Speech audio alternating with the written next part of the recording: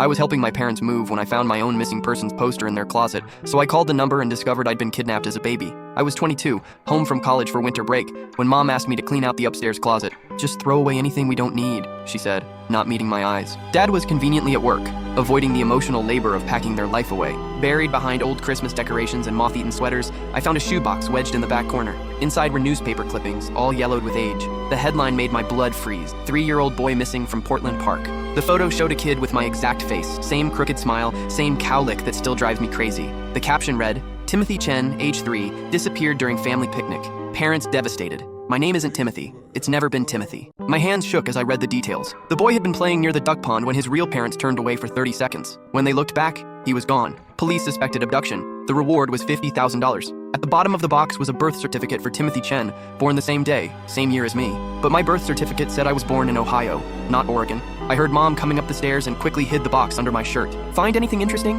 she asked casually. "Just old junk," I lied, my voice cracking. That night, I waited until they were asleep, then called the number on the poster from my car. After 4 rings, a woman answered. "Hello? Is this about Timothy Chen?" I asked. Silence. Then, "Who is this? I think I might be him." The woman started crying immediately. "Timothy? My baby? I don't know. Maybe. I found a missing persons poster and the boy looks exactly like me." "Where are you?" she asked through tears. "Please, we've been looking for 19 years. I drove to the coffee shop she suggested, 3 towns over. The woman who walked in was unmistakably my mother. I had her nose, her hands, her way of tilting her head when thinking. The man with her looked just like me, but older. "Oh my God," she whispered, reaching toward my face. "It's really you." They showed me photos of our family trips I'd never taken, told me about the treehouse they'd built hoping I'd come home to climb it. They explained how their marriage nearly fell apart from grief, how they'd spent their life savings on private investigators. "What do you remember?" my real father asked gently. "Nothing before age 5. My parents, the people who raised me, always said I had a traumatic brain injury that affected my early memories." My real mother's face hardened. "There was never any brain injury. They stole you." The next morning, I confronted the people I'd called Mom and Dad for 19 years.